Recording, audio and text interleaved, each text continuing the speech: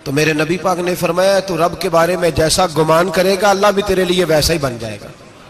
अल्लाह वैसा बन के तुझे नवाजेगा। अगर तेरा ये ज़हन बन जाए ना कि जो अल्लाह मुझे देगा वो मुझे ही देगा, तो अल्लाह तबारक व तआला सबसे बढ़कर तुझे ही अता फरमाएगा। लेकिन उम्मीद रब करी और उम्मीद रहमत की, उसके करम की, उसकी अता की। हाँ, एक पहलू जरूर सोच के रखना चाहिए इस मौजू पर। सारी दुनिया निकम्मा कह दे तो बेटा माँ बाप के नजदीक निकम्मा नहीं होता। बाप बेचारा एक गलती का बच्चा करता है तो वो जाता है, दूसरी करता है तो जाता है, तीसरी जगह भी उसके हिस्से की माफी मांगने जाता है, बड़ा कुछ करता है। फिर एक वक्त आ ही जाता है कि जब बाप मजबूर हो के अखबार पे इश्तिहार देता है कि मैंने इसे आग कर दिया है, अब मैं इसके स्याह सफेद का मालिक। क्या ख्याल है आपका? पहली गलती पे अब्बा जी ऐसे कर देते हैं जी, दूसरी पे करते होंगे। कब करते हैं? जब बोले जब हद हो जाती है। और एक दो इश्तिहार नहीं होते। आप सवेरे अखबार खोलें, अखबार के अंदर के सफात का मुताला करें तो शायद दर्जनों इश्तिहार होते हैं आंखनामे के। भाई किस बाप का दिल करता है कि वो बेटा जिसके लिए उसकी उम्मीद है कि कल मेरे बुढ़ापे का सहारा बनेगा, वो लिख के दे दे कि मेरा रिश्ता ही कोई नहीं बेटे के साथ। किसका दिल करता है? और फिर यहां तक नहीं होता, बल्कि आप कानून जानने वाले लोगों से कभी पूछें, वो आंखनामा लोग अदालतों में जमा कराते हैं। कहते हैं जी मैंने तो अखबार में निकाल दिया, मेरा इसके साथ कोई ताल्लुक। अम्मा कहती है मेरा कोई रिश्ता नहीं। क्यों? कब होता है ऐसे? जब बच्चा हद कर दे, जब बच्चा 1 2 3 4 गलतियों पे ऐसा, अल्लाह भी बंदे को सजा देता है। लेकिन कब? जब बंदा बाज ही ना आए, बंदा तौबा करे ही ना, रुजू ही ना करे, सोचे ना कि मुझे अल्लाह की बारगाह में जाना चाहिए। हम लोग अपना एक ज़हन बना के जिंदगी गुजारते हैं, एक ज़हन बना के, बल्कि लोग गुनाहों के नाम बदल बदल के वक्त गुजारते हैं। हम अपने नफ्स का बुत बना के सारा वक्त उसी की पूजा पे माज़अल्लाह लगा देते हैं। बस ये ठीक है, ये ठीक है और ये ठीक है, चौथी बात सही कोई नहीं। इसी के अंदर हम उलझे रहते हैं मेरे भाई। रहमत इलाही का गलत तस्वर अपनाते हैं। ओ मेरे भाई, किसी बंदे की मजबूरी तो माफ होती है, लेकिन अगर कोई जानबूझ के ज्यादती करे तो वो माफ, उसकी माफी। जिस बच्चे को पता हो ना उस्ताद को कि इसके वाकई घर में फौतगी हो गई थी, उस्ताद उसे सलाह नहीं देता। जिसका पता हो कि वाकई ये बीमार था तो उस्ताद उसे क्लास में खड़ा नहीं करता। जिसका पता हो कि ये ज्यादती कर रहा है, जानबूझ के कर रहा है, उस्ताद उसे डंडों से मारता है और ज्यादा मारता है। कहता है तू नालायक है, तू जानबूझ के करता है। मेरे भाई अल्लाह की रहमत है, हर एक पे बरसती है। लेकिन एक बंदा खड़ा ही हो जाए रब के मुकाबले में, वो ना नमाज पढ़े, ना मस्जिद आए, ना कोई काम करे, ना वो दीन की तरफ तवज्जो करे, ना वो कभी अल्लाह से इस्तिगफार करे, ना वो कभी जायज काम की तरफ तवज्जो करे, सारी जिंदगी हराम इकट्ठा करे, नाजायज करे, तो अब तूने हद कर दी। तेरे पास गजब आया नहीं, बल्कि तूने गजब को आवाज दी है।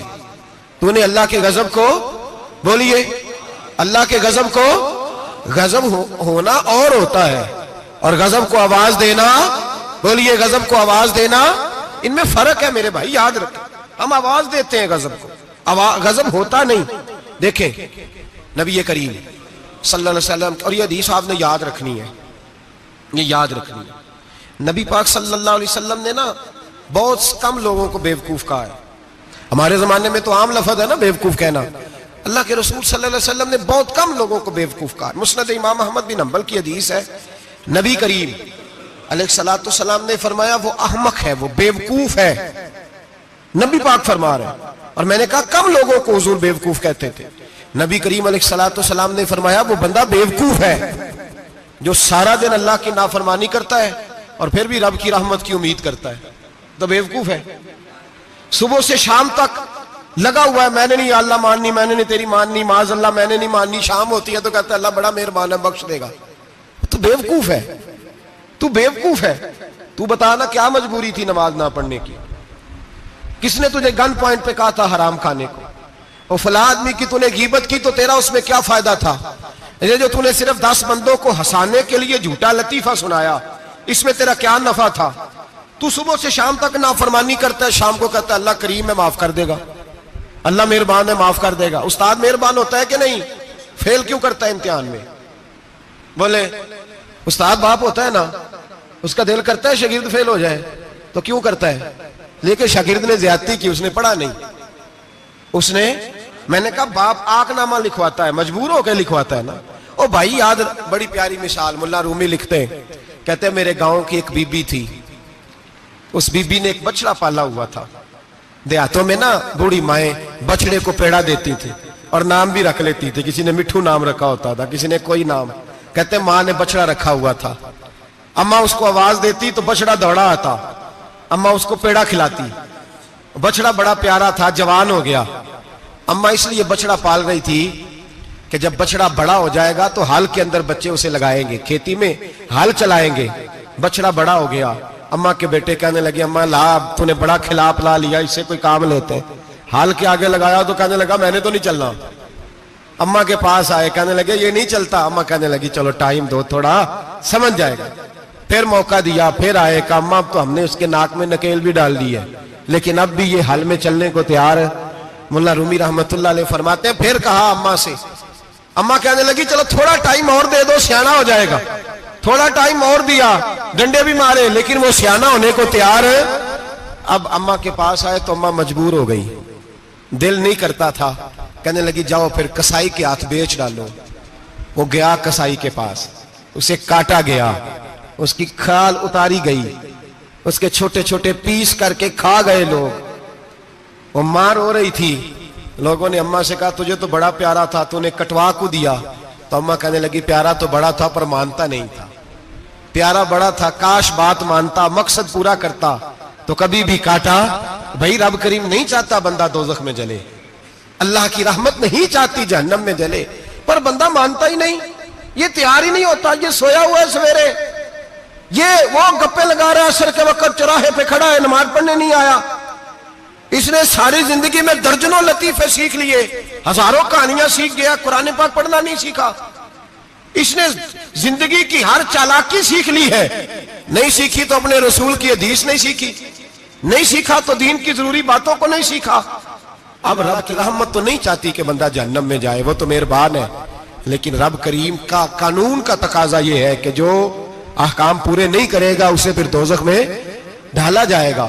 तो हमारे बुजुर्ग फरमाया करते थे असल बात यह है कि अल्लाह नहीं मुसलमान को दोजख में डालना चाहता, मुसलमान अपनी मर्जी से छलांगे लगा रहे, ये खुद छलांगे लगाता है, ये बाज नहीं आता। आप यकीन करें, बड़ी जिम्मेदारी के साथ, बड़े खुलूस के साथ और बड़ी दयानतदारी से तजर्बे की बात अर्ज करता हूं, हमारे बहुत सारे गुनाह ऐसे हैं जिन गुनाहों का हमारी दुनियादारी को भी कोई फायदा नहीं, कोई फायदा नहीं हमारी दुनिया को भी उस गलती का। मेरी बातों की समझ आ रही है आप दोस्त?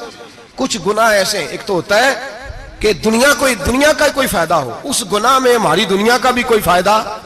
जो आदमी झूठे लतीफे सुनाता है, झूठ बोलता है, झूठ कोई फायदा नहीं उसे, लोग 10 मिनट हंसते हैं और बाहर जा कहते हैं यार ये तो कोई गैर संजीदा आदमी, वो अकल ही नहीं। क्या फायदा कमाया उसने, क्या नफा लिया उसने? जो आदमी बढ़ बढ़ के बातें करता है, 2, 4, 5, 10 आदमियों की कीमत कर जाता है, लोग कहते हैं यार बड़ा चुगलखोर है, क्या कमाया उसने जिंदगी में? कुछ हासिल कर लिया उसने? हमारे बहुत सारे गुनाह मेरे भाई वो है जिनका हमारी दुनिया को भी कोई फायदा नहीं। तो क्यों ना हम उन गुनाहों को छोड़ दें ताकि हमारे दीन को तो फायदा हो जाए, दीन को तो फायदा हो जाए। सिर्फ जुबान के जायके हैं, कुछ देर के लिए हमारी तबीयत के तकाजे हैं, 10 मिनट की मुस्कुराहट है जिसके लिए हम अल्लाह तबारक व तआला का कानून तोड़ते फिर जा रहा हूं। मेरे हबीब करीम अलैहिस्सलाम ने मुसलमान को कहा है कि तेरा रब तो चाहता है कि बस तू आ जा, वो तुझ पे रहमत नाजिल कर देगा। आना तो शर्त है कि नहीं? आना तो शर्त है कि नहीं? अच्छा चले ये बताएं, जो आदमी यकम से लेकर 31 तारीख तक ड्यूटी करे उसको तनख्वाह लेने जाना पड़ता है कि तनख्वाह घर आ जाती है? बोल के बताएं। फिर भी जाना पड़ता है, वो कहे मैंने ड्यूटी पूरी की है, फिर भी जाना पड़ता है।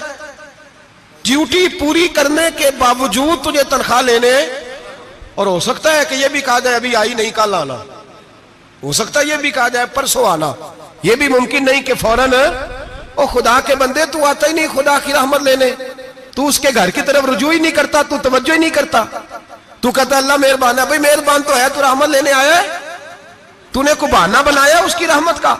अल्लाह की रहमत कीमत नहीं मांगती, बहाना मांगती है, पर बता ना तेरा को बहाना है कि नहीं? मेरे नबी करीम सैयद आलम सल्लल्लाहु ताला अलैहि वसल्लम ने फरमाया रब कीमत का सवाल और नहीं मांगता। यकीन करें नहीं मांग, बंदे कीमत मांगते हैं। आप 100 दफा मुस्कुरा के बात करें, एक दफा ना करें तो कहते हैं मौलवी साहब अमीर हो गए, अब तो सही सलाम भी नहीं लेते। एक दफा हो सकता है बेचारा पेट में दर्द हो रही हो सकता है घर की को बहुत बड़ी टेंशन हो सकता है कोई मजबूरी हो। बंदे हमा वक्त कीमत मांगते हैं, हमा वक्त आप तंदुरुस्त हैं, हर वक्त आप कीमत अदा करते हैं तो लोग राजी हैं। लेकिन रब कहता तू कोई कीमत ना दे, कोई बहाना ही बना ले, तेरा रब तुझसे राजी हो जाएगा। सुने बड़ी प्यारी हदीस, बड़ी खूबसूरत हदीस, कंजुल माल में दीगर कुतुब हदीस में है। हजरत अबू हुरैरा रदी अल्लाह तआला अन्हु फरमाते एक बाबा जी नबी पाक की बारगाह में आए और जब वो वापस जाने लगे तो मैंने उम्र पूछी तो उम्र थी 96 साल। कहते हैं बुजुर्ग जब आए ना तो ये भवें जो है ना उनकी सफेद होके तो यूं आंखों पे आ गई। बड़ी छड़ी बाबा जी ने पकड़ी हुई और दोनों हाथ पकड़ के ना छड़ी के ऊपर झुके हुए हैं एक जानिब। कुर्बान जाऊं, कहते हैं जब वो बुजुर्ग मस्जिद में दाखिल हुए तो मेरे रसूल ने खड़े होकर इस्तकबाल फरमाया, खड़े हो, और नबी करीम सल्लल्लाहु अलैहि वसल्लम ने आगे बढ़ के बाबा जी को बाजू से पकड़ा और बिठाया। हुजूर बैठ गए। कहा बुजुर्गों कैसे आए हो? तो कहते हैं वो बाबा जी बात करते तो आंख खोल के पहले हुजूर का चेहरा देखते, फिर वो बात करते तो उनके लबो लहजे के अंदर बड़ी परेशानी, बड़ी तकलीफ, बड़ी मायूसी। अर्ज करने लगे या रसूल अल्लाह, हुजूर जिंदगी सारी गुनाहों में बीत गई है, हुजूर गलतियां ही गलतियां, याद माजी अजाब है, या रब छीन ले मुझसे हाफजा मेरा। अल्लाह के रसूल बड़ी लंबी फहरिस्त है, पाप ही पाप है, काले स्याह दफ्तर है। या रसूल अल्लाह सल्लल्लाहु अलैहि वसल्लम जब पलट के देखता हूं हुजूर मुझे नेकी दिखाई नहीं देती। हुजूर इस उम्र में आपका एक सहाबी मिला है, उसने बात समझाई है तो थोड़ा ख्याल आया है, लेकिन या रसूल अल्लाह सल्लल्लाहु अलैहि वसल्लम अब मेरा वजूद बेकार हो गया है, हुजूर बूढ़ा हो गया हूं। 3 बातें कही बुजुर्गों ने और निराली कही। कहने लगे या रसूल अल्लाह सल्लल्लाहु अलैहि वसल्लम, हुजूर अब तो मेरी कमर भी सीधी नहीं होती कि मैं नमाज ही सही अदा कर सकूं, बूढ़ा हो गया हूं। या रसूल अल्लाह सल्लल्लाहु अलैहि वसल्लम अब मेरे अंदर ताकत नहीं कि मैं मेहनत मजदूरी करके सदके और खैरात दे सकूं। या रसूल अल्लाह सल्लल्लाहु अलैहि वसल्लम अब मैं तलवार लेके जिहाद भी नहीं कर सकता।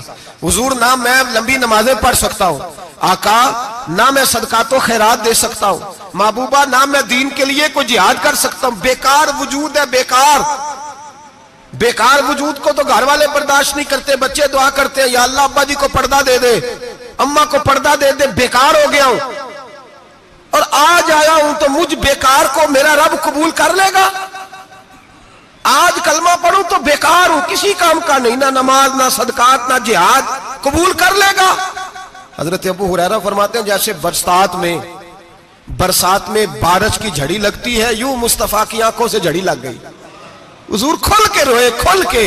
और मेरे हबीबे पाक ने फरमाया बुजुर्गो बड़े मुजाहिद हैं, दीन के लिए जिहाद करने वाले बड़े हैं, रब करीम को आपकी तलवार की इतनी हाजत नहीं। और फरमाया उसके खजाने कोई खाली तो नहीं कि आप ही गोया सदका देंगे तो भरे जाएंगे। और फरमाया फिर रब करीम की शान में इजाफा नहीं करती इबादतें, वो तो बंदे को नफा देती हैं। मैं बुजुर्गो ना आप जिहाद करें ना आप सदकात दे, ला लंबी नमाजें पढ़े, आप सिदक दिल से आ जाए, अल्लाह के रसूल का वादा है रब आपको बगैर हिसाब किताब जन्नत अता फरमा देगा। आना तो शर्त है कि नहीं, आए तो सही, ना पहुंचे तो सही, आ जाए, उसको नहीं आदत सदका तो खैरात की जिहाद की तबलीग, आए तो सही ना। मेरे हबीब ने फरमाया बंदा जब रो के कहता है ना या अल्लाह गलती हो गई माफ कर दे, फरमाया मेरा मालिक उसे फौरन ही माफ फरमा देता है। तू आ तो सही, तू आता ही नहीं, तू आ ही नहीं रहा, तू घर में बैठा हुआ है, तू सोया हुआ है, तू दुकानदारी कर रहा है, तू पैसे गिन रहा है, तू आया ही नहीं, आ तो सही। बल्कि मेरे नबी पाक फरमाते हैं जब अल्लाह पाक का भागा हुआ गुलाम आता है फिर तो अल्लाह ज्यादा राजी होता है, फिर तो अल्लाह ज्यादा राजी होता है, ज्यादा राजी होता है। तो आ तो सही, पहुंच तो सही। बल्कि सूफिया तो और बात करते हैं, वो कहते हैं तो कभी भूल के भी रब रब करे तो अल्लाह तो उसे भी कबूल कर लेता है, भूल के। मुल्ला रूमी कहते हैं बनी इस्राइल का बंदा है, सनम पत्थर को कहते हैं, बुत को कहते हैं, बुत के सामने खड़ा है और सारी रात कहता है या सनम या सनम या सनम, ए पत्थर ए बुत, सारी रात पुकारता रहा। रात गहरी हो गई, नींद का गलबा थक गया, सोने के करीब आया तो गलती से मुंह से निकल गया या समद, या सनम की जगह निकल गया। रब करीम ने फरमाया जिब्रील दौड़ के जा, जो मांगता इसे दे दे। हजरत जिब्रील अर्ज करते हैं मौला भूल के तेरा नाम ले रहा है, भूल के ले रहा है। तो रब करीम ने फरमाया चल नाम तो मेरा ही ले रहा है ना, मेरा ले रहा है ना, या अल्लाह। वो अल्लाह करीम ने फरमाया झूठे के सामने सारी रात का खड़ा है, सारी रात का पुकार रहा है, उसे कुछ नहीं मिला, तो सच्चे का नाम लिया है। अगर मैं भी कुछ ना दूं और बुत में और मुझ में फर्क क्या रह जाएगा? जा जो मांगता है झोली भर के दे, नाम तो लिया है ना। ओ भाई तू बहाना तो बनाना, आ तो सही ना, तू यहां आ जा, पहुंच जा, आ जा, बस बैठ जा, उसकी बारगाह नाज में हाजिर तो हो ना। तुझे फुर्सत ही नहीं, तू यारों के लिए टाइम निकालता है, बाजारों के लिए टाइम निकालता है, गलियों के लिए टाइम निकालता है, चौकों चौराहों के लिए टाइम निकालता है, हफ्ते में एक दिन होटलिंग के लिए भी जाता है, लेकिन कभी छुप के दो नफलों की तुझे तौफीक नहीं होती। और मैं कई दफा कह चुका हूं, जिस बंदे को बगैर इबादत के रिज़्क ज्यादा मिलने लग जाए उस पर आजमाइश होती है रब करीम की। अल्लाह फरमाते हैं इसको पैसे दो, इसे आने ना देना, इसको को चल पैसे दौड़ जा। लोग समझते हैं मैं बड़ा ज़हीन हूं, अक्लमंद हूं, देखो मैं अपनी होशियारी से, चलाकी से आगे निकल गया। तो आजमाइश है, ये तो आजमाइश है रब करीम की तरफ से, ये तो उसकी खुफिया तदबीर है मेरे भाई। उसकी बारगाह नाज तक जो आ गया, आना तो हमारी जिम्मेदारी है कि नहीं? फिर उसकी रहमत आगे बढ़ के इस्तकबाल कर लेती है, फिर अल्लाह का फजल उसको थाम लेता है उस बंदे को। और खुदा की रहमत कितनी ज्यादा है, मेरे हबीब करीम सैयद आलम सल्लल्लाहु अलैहि वसल्लम ने फरमाया अल्लाह ने अपनी रहमत के 100 हिस्से किए। हुजूर फरमाते हैं एक हिस्सा अल्लाह ने दुनिया में नाजिल किया है। कितना? एक हिस्सा। फरमाया ये जो माँ बेटे से प्यार करती है, बाप बेटे के लिए मजदूरी करता है, ये जो बहन भाई के लिए रोती है, ये जो बीवी शौहर के लिए दुआ मांगती है, ये जो बच्चे माँ बाप से प्यार करते हैं, फरमाया ये उस एक रहमत का नतीजा है, एक रहमत का नतीजा। तो सहाबा कहने लगे या रसूलल्लाह वो 99 किधर है? नबी पाक ने फरमाया रब करीम ने संभाली हुई है, कयामत के दिन तुम्हें अता फरमाएगा। अभी तो एक नाज़िल की है, अभी अल्लाह ने।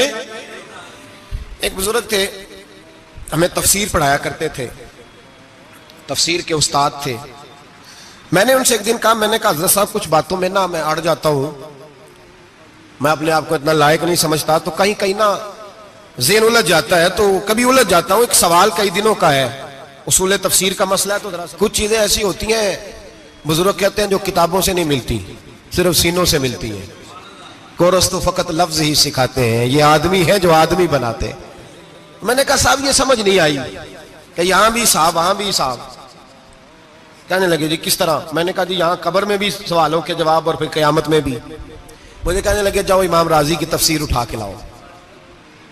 मैं तफसीर उनके सामने ला के रखी, तो कहने लगे ये सैयदना यूसुफ अलैहिस्सलाम का वाकया जरा देखो तफसीर यूसुफ में, उसमें एक अजीब बात लिखी है। हजरत यूसुफ अलैहिस्सलाम के जमाने में कहत हो गया, तो जनाब यूसुफ अलैहिस्सलाम ने, क्योंकि आप अल्लाह के नबी से पहले से जान गए कहत होगा, तो हजरत यूसुफ ने गंदम पहले स्टॉक कर ली थी बहुत ज्यादा। बाकी इलाकों में जब कहत पड़ा ना, अब सब लोगों ने मिस्र की तरफ रुझान किया गंदम लेने के लिए। तो हजरत यूसुफ अलैहिस्सलाम ने ना शहर के दरवाजे पर बंदे खड़े कर दिए, फरमाया जो बंदा आए ना उससे 2 सवाल पूछना।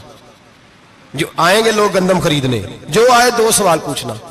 एक पूछना कहां से आया है, और एक पूछना लेके क्या आया है। एक पूछना, समझ आ रही है बात की, और दूसरा पूछना कि लेके सोना लेके आया है, चांदी गंदम खरीदनी है तो क्या चीज लेके आया है, कि नगद पैसे लाया है, ये पूछ लेना। जो आए 2 बातें पूछना, एक पूछना कहां से आया है और दूसरा पूछना क्या। एक रवायत में 3 सवाल भी हैं, लेकिन फरमाया पूछना 2 सवाल जरूर। इंतजार था ना भाइयों का किनान से आने वालों का, फरमाने लगे सबसे 2 सवाल पूछना। जब किनान वाले आए ना, उनसे सिर्फ इतना पूछ लेना कि वो कहां से आए हैं। अगर पूछे ना किनान से आए हैं, तो फिर ये ना पूछना क्या लेके आए हैं, फिर मैं जेब में खुद टटोल लूंगा वो क्या लेके आए। बाकियों से 2 सवाल। जब मेरे भाई आए ना, भाई भाइयां दे वैरी हुंदे ते भाई भाइयां दियां बावां, जब मेरे भाई आए तो उनसे ये नहीं पूछना कि वो क्या, बस ये पूछना कि कहां से। इतनी बात पूछना, बाकी मैं पूछ लूंगा। आप फरमाने लगे रब भी फरिश्तों से कहता है तुम कब्र में ना मेरे बंदों से ज्यादा सवाल ना करना, बस ये पूछ लेना मुझे मानते हैं, मेरे नबी को मानते हैं। कब्र में तुम इतने सवाल पूछ लेना, बाकी लेके क्या है वो मैं खुद ही पूछ लूंगा। फरिश्तों के सामने रब करीम अपने बंदे को बेआबरू करना, बस तू ये बता दे अल्लाह रसूल को मानता है कि नहीं। बाकी जो तेरा हिसाब किताब है ना, अल्लाह फरमाते हैं मैं क़यामत में कर लूंगा, मैं पूछ लूंगा इसका क्या इलाज करना है। बस तुम इतना बता दो मुझे मानते हो, मेरे रसूल को, मेरे भाई, मेरे नबी करीम। अलैहिस्सलाम फरमाते हैं जो बंदा तौबा करने वाला था, अल्लाह की बारगाह में आने वाला था, बार बार तौबा करता था, एहसास रहता था, उसे एहसास था, आया करता था, फिर भी गलतियां हो गई, कयामत के दिन रब करीम अपने फजल की चादर उस पर डालेगा, फजल की चादर डालेगा और रब करीम उससे पूछेगा ये गुनाह किया था? और नबी पाक फरमाते हैं उसने बड़े भी गुनाह किए, अल्लाह छोटे छोटे गुनाहों के बारे में पूछेगा, ये गलती की थी, ये गुनाह, बंदा डर रहा है, वो कह रहा है पता नहीं सजा क्या मिलेगी, क्योंकि दुनिया में भी डरता रहा, यहां भी डर रहा है। शर्त यह है कि एहसास वाला हो, आता रहो, फिर भी गलतियां हो गई, ख्याल करता था, मेहनत करता था, नेक होने की जद्दोजहद करता था, कोताहियां रह गई, ये गुनाह किया था या अल्लाह भूल गया था, ये गुनाह किया अल्लाह मुझसे गलती हो गई, यहां भी किया था या अल्लाह गलती हो गई। नबी पाक सल्लल्लाहु अलैहि वसल्लम फरमाते छोटे छोटे गुनाह अल्लाह दिखा रहा है और उससे कह रहा है ये किया था, मानता जा रहा है। रब करीम फरमाता है पता है मैं तेरे साथ क्या करने वाला हूं? टांगे कांप गई, या अल्लाह पता नहीं। फरमाया मैं तुझे इन गुनाहों के बदले नेकियां देने लगा हूं, इन गुनाहों के बदले नेकियां। नबी पाक फरमाते फटाफट ही बोल पड़ा, कहने लगा या अल्लाह मैंने तो बड़े बड़े गुनाह भी किए, अगर तूने गुनाहों के बदले नेकियां दे दिया तो मेरे तो बड़े बड़े पाप भी हैं, वो दूसरे किधर है? तो मेरे हबीब करीम अलैहिस्सलातु वस्सलाम फरमाते हैं रब मुस्कुराएगा जो रब की शान के लायक है। अल्लाह फरमाएगा तेरे दिल में एहसास था, तू आया करता था, तू तौबा करता था, तू मेरी बारगाह नाज में आता था, पता तेरे ऊपर चादर क्यों डाली है? या अल्लाह नहीं, फरमाया मैं तुझे अपनी रहमत की चादर में छुपा के जन्नत में दाखिल करना चाहता हूं। मेरे भाई तू आ तो सही, तू पहुंच तो सही, खुदारा ये जो जितनी दुनियादारी है ना, ये तो आप हर वक्त करेंगे तो राजी होंगे लोग, हर वक्त। और ये जो हमने प्लानिंग की हुई है ना कि मैं फलाना काम करके सियाना हो जाऊंगा, तो इतनी मोहलत नहीं दी अल्लाह पाक ने। वो कहता फौरन आ, अपनी मनसूबाबंदी बदलें, रहमत इलाही की जानिब तवज्जो करें, अपना जहन रब करीम के बारे में करम वाला बनाए और ये इरादा करें कि मैं उसकी बारगाह में आऊंगा तो वो मुझे अता करेगा। अपने बाजू पे भरोसा ना करें, अपनी अकल पे भरोसा ना करें, भरोसा जब भी करें खुदा की रहमत पे करें, उसके फजल पे करें, उसके करम पे करें और जहन बनाए कि अल्लाह माफ करने वाला है। हमारे जिम्मे यह है कि हम अपने गुनाहों का एहसास पैदा करें, हमारी जिम्मेदारी यह है कि हम तौबा सच्ची और खरी करें, हमारी ड्यूटी यह है कि हम अल्लाह की बारगाह में सही मानों में हाजिरी दें। हम तौबा भी झूठी करते हैं, बल्कि अगर मैं कहूं कि मजाक करते हैं। शब बारात आने वाली है ना, किस दिन है?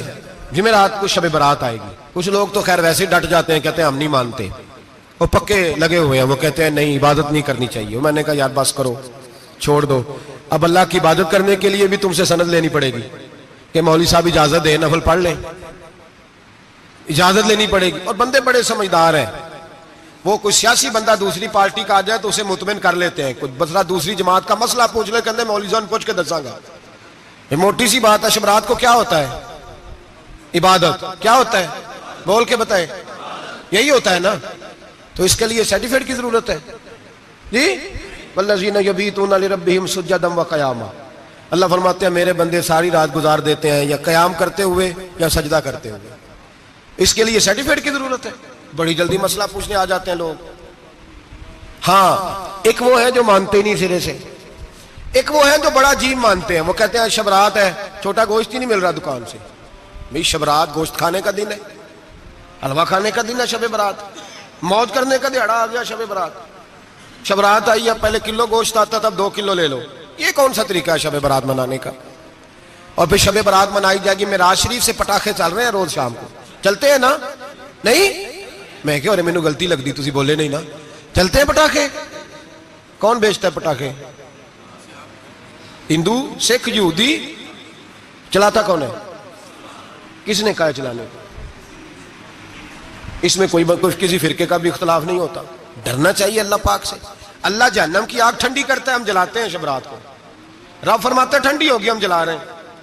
बच्चे पटाखों के पैसे पड़ोसी से लेके आते हैं कि हमसे लेते हैं? हम मना क्यों नहीं करते? जूते ना पॉलिश करने पे तो थप्पड़ लगते हैं, तो पटाखे वाले बच्चे को नहीं पूछा जा सकता? बाप की जिम्मेदारी है। और मुहद्दिसीन ने मसला लिखा है, अगर बच्चा नाबालिग कोई गलती करता है तो उसका बाप जिम्मेदार है, जवाब दे उसकी जगह पर। इनको समझाएं, शब बारात आएगी, फिर तौबा होगी, हर मस्जिद से रोने की आवाज आएगी, जोर जोर से लोग रोएंगे, तड़पेंगे, इज्तिमात होंगे, बड़े बड़े इज्तिमात होंगे, तौबा करेंगे लोग, करेंगे ना इंशाअल्लाह ताला, आएंगे ना लोग मस्जिदों में। फिर सवेरे झूठ बंद हो जाएगा ना, अगली सुबह मिलावट खत्म, कम तोलना खत्म। ये कैसी तौबा है? वो दुकानदार जो शबरात वाले दिन गलत सूजी फरोख्त कर रहा है, मिलावट वाली चीनी बेच रहा है, ताकि दवाइयों में धोखा देते हैं लोग, दवाइयों में धोखा देते हैं। एक डॉक्टर खुद मुझे कहने लगे, वो मेरे दोस्त है, हल्का फुल्का कोर्स किया हुआ है, कहते मेरे दोस्त है कई सारे लोग, तो एक ऐसा ही हमारे शोबे का आदमी था, तो अपने अब्बा जी को वो ड्रिप लगाने लगा, तो अब्बा जी कहने लगे, पुत्र मिन्नू असली ला दे तेरी मेहरबानी, मिन्नू असली ला दे तेरी मेहरबानी, लोखा अली ना ला दे। ये हाल हो गया। दवा, मुझे बताएं वो कौम इखलाकी तौर पे कितनी गिर चुकी है जो दवाइयों में जहर बेचती है, दवाइयों में। और मैं इंशाल्लाह किसी मौके पर तफसील से इस पर गुफ्तगू करूंगा, बड़ी तफसील से। मैंने बहुत सी मालूमात इकट्ठी की हैं कि कितना जुल्म करते हैं ये लोग, लिखने वाले भी, लाने वाले भी, बेचने वाले भी, कितने बड़े मुजरम है। सेहत के साथ खेलते हैं, सेहत बारह लाम दाम बरसरे। मतलब जिस आदमी ने धोखे का माल ला के रखा है शबरात वाले दिन के रात तौबा भी करनी है और सवेरे ये बेचना भी है, वो तौबा करने आया है।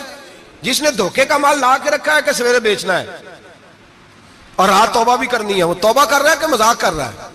तौबा मेरी तौबा, अस्तगफिरुल्लाह, या अल्लाह माफ कर दे, ऊंची ऊंची आवाज में रो रहा है, और सवेरे सारे चक्कर वही हैं। ये कैसी तौबा है? तौबा क्या है? मेरे नबी पाक अलैहिस्सलाम के गुलामों ने तौबा की तकसीम की। हजरत हसन बसरी से किसी ने पूछी तौबा क्या है, तो आपने फरमाया तौबा ये है कि जब तू तौबा कर ले तो फिर उस जगह नजर ना आना जहां खड़े होने से रब रसूल नाराज होते। और फरमाया तौबा ये है कि जब तूने तौबा कर ली फिर वहां से गैर हाजिर ना होना जहां हाजिरी का तुझे अल्लाह रसूल हुक्म देते हैं। ये तेरी तौबा है। और अगर तू ऐसा नहीं करता फिर तूने तौबा नहीं की, फिर तूने मजाक किया। मेरे भाई, रहमत इलाही आवाज देती है की तरफ रुजू करें, दौड़े और रहमत की उम्मीद रख के आएंगे। समझ ले कि अल्लाह पाक, मैं एक बात अक्सर करता हूं, नबुव्वत का दरवाजा बंद हुआ है। दाता गंज बख्श अली अजमेरी ने कहीं नहीं लिखा था कि मेरे बाद अली बिन उस्मान अजमेरी दूसरा नहीं आ सकता। हजरत मुजद्दद साहब कहीं नहीं लिख के गए कि दूसरा मुजद्दद अल्फसानी पैदा नहीं होगा। हजरत बाउल नक्शबंद बुखारी ने कहीं नहीं कहा कि मेरे जैसा वली नहीं हो सकता। बुजुर्गों ने कभी नहीं कहा। तू जदोजहद तो कर। इकबाल कहते हैं आज भी हो अगर इब्राहिम का ईमान पैदा, आग कर सकती है अंदाजे गुलिस्तां पैदा। तू प्रोग्राम तो बना, आगे की तरफ तो सफर कर। मेरे नबी करीम सैयद आलम सल्लल्लाहु अलैहि वसल्लम ने फरमाया तेरे आ जाने से तेरा रब राजी हो जाता है। जब तू आता है तो तेरा अल्लाह राजी हो जाता है। ये जो हमारी मुश्किलात होती है ना, जिनमें हम उलझे होते हैं, वो जो हमें जादू हो जाता है, तवीज कर देते हैं हमारे करीबी रिश्तेदार, वो तवीज नहीं होते, वो हमारे अमाल की सजा होती है, हमारे अमाल की सजा होती है। हम वो ढूंढते फिरते हैं कि बाबा मिल जाए, फूक मारे सही कर दे, हालांकि वो हमारे अमाल की सजा है। हमें अपनी तरबियत करनी चाहिए हमें। और वैसे भी दम दुरूद तवीज धागा, मैं अक्सर कहा करता हूँ, मैं कहता हूँ मैंने किसी किताब में नहीं पढ़ा कि कोई बंदा नबी पाक से यमन से दम कराने आया हो कि मैं हुजूर से दम कराने जा रहा हूँ, मिस्र से आया हो दम कराने, शाम से दम कराने आया हो। मेरे नबी पाक के पास जो भी आया करता था, नबी पाक का दीन सीखने आया करता था। दम दुरूद तो एक ज़िमनी चीज है, जिल्ली चीज है, हो गया तो ठीक है, वरना अल्लाह पाक अगर बीमारी में राजी है तो नबी पाक ने खुद बीमारी को सीने से नहीं लगा के रखा। खुद अल्लाह के महबूब सैयद आलम सल्लल्लाहु अलैहि वसल्लम का विसाल बीमारी के साथ हुआ, तो बीमारी तो मुरीदनी है मेरे नबी पाक की, वो तो कनीज है हुजूर के घर की। आम दाम बरसरे मतलब खरी तौबा, सच्ची तौबा। और किस तरह की तौबा? मेरे नबी करीम अलैहिस्सलातु सलाम ने एक दिन सहाबा से पूछा, एक बात तो बताओ, बुखारी मुस्लिम की हदीस है, या रसूल अल्लाह पूछिए। नबी पाक सल्लल्लाहु अलैहि वसल्लम ने फरमाया अगर कोई आदमी सहरा में सफर कर रहा हो, बहुत बड़ा सहरा हो, ऊंट पर उसका सफर हो और उसने ऊंट पर खाने पीने का सामान बांधा हो, पैसे भी रखे हो, पानी भी रखा हो, थक गया सफर करता करता, दरख्त की एक टहनी के साथ ऊंट की नकेल बांधी और दरख्त के नीचे लेट गया आराम करने के लिए। अल्लाह के हबीब फरमाते हैं अचानक उसकी आंख लग गई। जब जागा तो उसने देखा कि ऊंट तो गायब हो गया है, अब ना खाना है, ना पानी है, ना पैसे हैं, और सहरा बड़ा लंबा है, पैदल सफर भी नहीं कर सकता। थोड़ा सा ढूंढा, फिर मौत का इंतजार करने लगा, सोचने लगा मौत आएगी, अब मर जाऊंगा। अल्लाह के महबूब फरमाते हैं थोड़ी देर गुजरी, जब बिल्कुल मायूस हो गया था तो अचानक नजर पड़ी तो ऊंट उसका सामने खड़ा था। नबी पाक से अब्बा से पूछते हैं बताओ, उसकी कुल कायनात उजड़ गई थी, रास जाया हो गई थी, हर शय लुट गई थी, दोबारा उसे मिल गई है, बताओ उसे कितनी खुशी होगी। सहाबा कहने लगे या रसूलल्लाह नई जिंदगी मिल गई उस बंदे को, वो सारी दुनिया से ज्यादा राजी है। तो मेरे करीम रसूल सल्लल्लाहु अलैहि वसल्लम ने फरमाया रब करीम का नाफरमान बंदा जब उसकी बारगाह में आके तौबा करता है तो अल्लाह इससे भी ज्यादा राजी हो जाता है। नाफरमान जब आके कहता है या अल्लाह माफ कर दे, आइंदा नहीं करता, मैं, अल्लाह तो राजी हो जाता है। और हबीब पाक अलैहिस्सलाम फरमाते हैं वो इतना करीम है, जब बंदा अपने रब से सुलह कर लेता है, तौबा कर लेता है, तो अल्लाह जमीन को कहता है तू भूल जा, मेरे बंदे ने गुनाह किया ही नहीं। आसमान से कहता है तू भूल जा, मेरे बंदे ने गुनाह किया ही नहीं। फिर रब करीम फरिश्तों से फरमाता है कि मिटा दो जो तुमने लिखा था, मैंने अपने बंदे के साथ सुलह कर लिया। शब बारात को आएंगे मस्जिद में इंशाल्लाह, कितने बजे? नहीं, जो सोचिए ही नहीं है इस पासे थे। असर के वक्त मस्जिद आए शब रात, कितने बजे जी? असर के वक्त आए, गुस्ल करें, मस्जिद आए, असर के बाद दुरूद शरीफ पढ़े और मगरिब से लेकर फजर तक इबादत करें। मगरिब में शाम शुरू हो जाती है। एक रात जाग के देखें, जागना पड़ता है। मरीज हो जाए तब भी जागना पड़ता है, दुख लग जाए तब भी वो जगा लेता है। बड़े बड़े जागते हैं, बड़े बड़े जाग लेते हैं, वो जगा लेता है। तंदुरुस्ती भी, सेहत भी, दौलत भी, एसी भी, पलंग भी बड़ा अच्छा, लेकिन अगर वो नींद ना देना चाहे तो बंदा सारी रात ही तड़प के जागता है, तड़प के। और भूखा इतना, रोटी का भूखा इतना परेशान नहीं होता जितना नींद का भूखा परेशान होता है। उलझ जाता है इंसान, वो जगा लेता है, कबल इसके कि वो खुद जगाए, खुद ब खुद जाग जाए। मगरिब से लेकर फजर तक नमाज पढ़ें, जिक्र करें, दुरूद पाक पढ़ें, महफिल में शिरकत करें। मेरे रसूल करीम अलैहिस्सलातु सलाम की प्यारी ज़ौजा उम्मुल मोमिनीन सैयदना आयशा सिद्दीका रदी अल्लाह ताला अन्हा कहती हैं हुजूर रमजान के अलावा सबसे ज्यादा रोजे शाबान में रखते थे, गोया प्रैक्टिस होती थी रमजान की। मैंने अर्ज किया या रसूल अल्लाह सल्लल्लाहु अलैहि वसल्लम इतने रोजे क्यों रखते हैं, अभी रमजान तो आगे है। तो नबी पाक ने फरमाया आयशा इस महीने में बंदे का अमल अल्लाह की बारगाह में जाता है, मैं चाहता हूं जब मेरा अमल जाए तो मैंने रोजा रखा हुआ हो, कसरत से रोजा रखें और मेरे भाई बदल जाए। मेरे नबी पाक ने फरमाया गनीमत जान, अगर सेहत है तो बीमारी आने से पहले गनीमत जान जा, ये चली जाएगी। बीमार आदमी से कुछ भी नहीं होता, गनीमत जान ले, लम्हों को कुछ कर ले। और अगर तेरे पास फुर्सत है तो गनीमत जान ले मसरूफ होने से पहले पहले। मेरे हबीब करीम सैयद आलम अलैहिस्सलाम के गुलाम फरमाते हैं कि नबी पाक सल्लल्लाहु अलैहि वसल्लम ने हमें मिसाल दे के समझाया। मदीने में जो कबीला सबसे ज्यादा बकरियां पालता था वो बनु कल्ब का कबीला था, और फरमाते इतनी बकरियां थी कि उनकी बकरियां हमने कभी नहीं गिनी थी। नबी पाक अलैहिस्सलाम ने फरमाया जब शाबान की 15वीं रात आती है, ये तिरमिजी का लफ्ज है, फरमाया जब शाबान की 15वीं रात आती है तो बनु कल्ब के कबीले की बकरियों के बालों की तादाद के मुताबिक अल्लाह मेरी उम्मत के अफराद की बख्शिश फरमा देता है। और सहाबा कहते हैं हमें लगता यूं है कि चूंकि हमने जो चीज सबसे ज्यादा देखी थी वो बनु कल्ब की बकरियां थी, इसलिए नबी पाक ने हमें समझाने के लिए उनकी बात की, वरना अगर हमने उससे ज्यादा कुछ शायद देखी होती तो नबी पाक उसका नाम बयान फरमाते। हमें समझाने के लिए फरमाया बनु कल्ब के कबीले की बकरियों के बालों की किसी एक बकरी के बाल भी बंदा गिन सकता।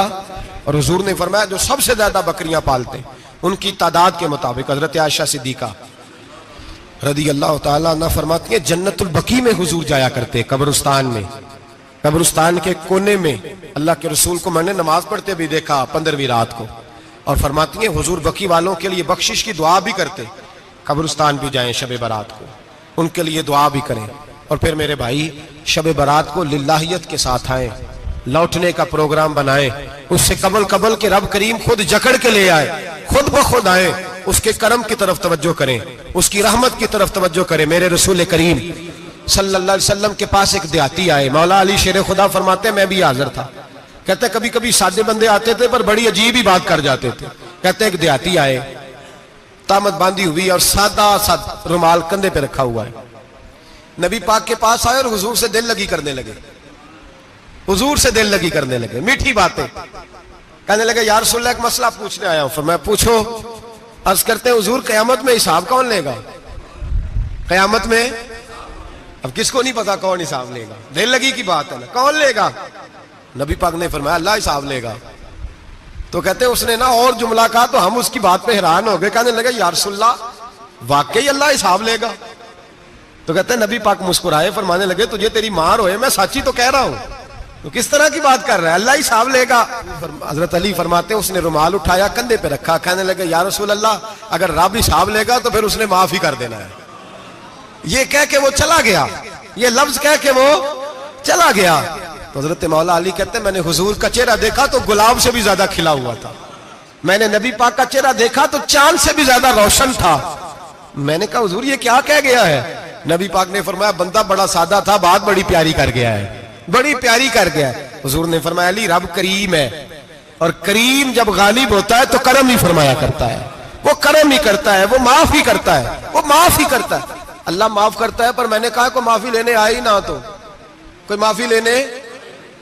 एक और बात भी आखिर में समझानी है आपको, वो भी समझ ले। हम जब किसी रिश्तेदार को राजी करने जाते हैं ना, नाराज हो, तो हमें पता चल जाता है कि ये वक्त टपाने आया या राजी हो गया। दो किस्म के लोग होते हैं, कहते हैं चलो बरादरी आ गई, मैं चलता हूं, पर किस तरह? टाइम पे टाइम आऊंगा, 200 दे के घर आ जाऊंगा। और जो राजी हो जाते हैं ना, वो 2 दिन पहले आते हैं, देगों का भी ख्याल करते हैं, मुलाकात करते हैं, वो कपड़े भी नहीं बदलते। फर्क होता है राजी होने में। बात की समझ आ रही है आप? हम तौबा करने आते हैं अल्लाह की बारगाह में, क्या हमें पता नहीं चलता कि हमने तौबा किया, रब राजी हुआ है कि नहीं हुआ?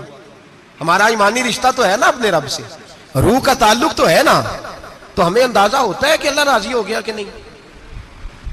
अंदाजा तो होना चाहिए ना हमें।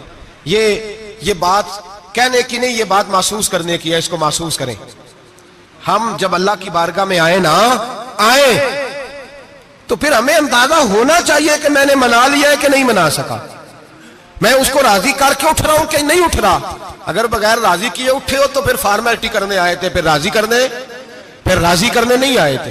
हजरत फुज़ैल इब्न अय्याज रहमतुल्लाह तआला अलैह फरमाते एक दिन मैंने सर सजदे में रखा और मैंने कहा खुदा बंदा आज मुझे पता चलेगा कि तू मुझसे राजी है कि नाराज है, तो फिर ही मैं उठूंगा। आप फरमाते हैं मुझे चारों कोनों से आवाज आने लगी कि तेरा रब राजी हो गया है। और फरमाते जिस जगह मैं सजदा कर रहा था वो जमीन भी बोलने लगी कि बस कर दे, अर्श का मालिक तुझसे राजी हो गया है। लेकिन शर्त यह है, हजरत हबीब अजमी रहमतुल्लाह अलैह फरमाते हैं मैं सूद का कारोबार करता था तौबा करने से पहले। कई दफा मैंने तौबा की थी, लेकिन मेरी उस तौबा के अंदर सदाकत नहीं होती थी। मेरा दिल भी गवाही देता था कि ये ना बहुत सारे बंदे कहते हैं आइंदा नहीं करता, वक्त टपाते हैं। जिस तरह बंदों को धोखा देते हैं, इस तरह माज अल्लाह तौबा भी इसी तरह की करते हैं, लेकिन बाद में दोबारा उसी डगर पर चल निकलते हैं जिसपे पहले होते हैं। आप फरमाते हैं मैं कई दफा तौबा करता था तो तोड़ देता था। आज मैंने तौबा की, किस तरह की? सूद का मैं धंधा करता था तो मैं सूद के पैसे लाया, गोश्त पकने को दिया बीवी को, सूद के पैसों का। मेरी बीवी ने हंडिया चढ़ाई, थोड़ी देर गुजरी तो वो सारा गोश्त खून बन गया। मेरी बीवी उठा के लाई, कहने लगी ले जाइए, जो तू गरीबों का खून निचोड़ के लाया था ना, ये खून बन गया, खुद भी पी और औलाद को भी पिलाओ। कहते हैं मैंने सच्ची तौबा का फैसला किया। आज पहले मैं सच्ची तौबा का इरादा नहीं कर, आज सच्ची तौबा का फैसला किया और मैं निकला हजरत हसन बसरी के पास गया, उनकी बैत हुआ, तौबा की, उन्होंने मुझे अमाल बताए, खरी तौबा की। कहते हैं जब तौबा के लिए घर से निकला तो छोटे छोटे बच्चे खेल रहे थे। एक बच्चा कहने लगा पीछे हट जाओ, बहुत बड़ा सूदिया है, इसका साया भी पड़ गया तो हमारे अंदर नहुसत आ जाएगी, पीछे हट जाओ, सूद का धंधा करता है। कहते मुझे और चोट लगी कि या अल्लाह तेरी छोटी छोटी मखलूक भी ये समझती है। कहते मैं तौबा करने गया तो खरी तौबा करके आया हज़रत हसन बसरी के पास, रो रो के तौबा की। मैं वहां से वापस आया तो बच्चे अभी खेल रहे थे। कहते हैं वो बच्चा जो पहले बोला था कि पीछे हट जाओ बड़ा सूद वाला है, नहुसत पड़ जाएगी, वो बच्चा फिर आवाज देके कहने लगा दोस्तों पीछे हट जाओ, रब करीम का वली आ रहा है, अल्लाह का बंदा आ रहा है, कहीं ऐसा ना हो हमारे पैरों से गर्द उड़े और इस वली के ऊपर पड़े और इसकी तौहीन हो जाए, अल्लाह हमसे नाराज ना हो जाए वली की तौहीन करके, पीछे हट जाओ। आप फरमाते हैं मैंने तड़प के आसमान की तरफ देखा और मैंने कहा या अल्लाह मुझे समझ आ गई है कि खरी तौबा क्या होती है, सच्ची तौबा, असल तौबा क्या होती है। झूठ मूठ की तौबा न करें। शब बारात को आए और बड़ा दयानतदारी का मशवरा देता हूं, दिल को संभाल के आए। अगर झूठ नहीं छोड़ना, फरेब नहीं छोड़ना, हमने मस्जिद की हाजिरी की पाबंदी नहीं करनी तो फिर तौबा के लफ्ज पुकारना धोखा है, फिर ये धोखा है, फिर ये मजाक है, फिर मजाक ना करें। आना है तो खरी तौबा के इरादे से आए, खुल के आए। इंशाअल्लाह हर साल हम भी सारी रात यहाँ बैठते हैं, आपसे भी गुजारिश करेंगे कि छुट्टी ना करें, वक्त पे आए, मगरिब में आए, नवाफल अदा करें, इशा के बाद नवाफल पढ़े।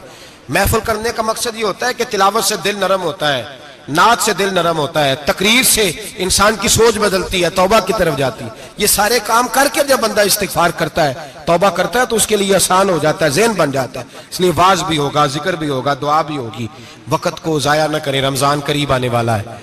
बुजुर्ग कहते हैं अगर शब बारात पे सच्ची तौबा कर लोगे तो फिर रमजान में जो नेकियां करोगे वो तुम्हारे पास स्टॉक बन जाएगा, वो तुम्हारे पास खजाना इकट्ठा हो जाएगा। तौबा अभी से कर लो, मामला अभी से समेट लो, ताकि जब रमजान आए तो फिर नेकियां खजाना बन के जमा हो। हमेशा मिदहते खैरुल अनाम में गुजरे, दुआ है ये उम्र दरूद और सलाम में गुजरे। आखिर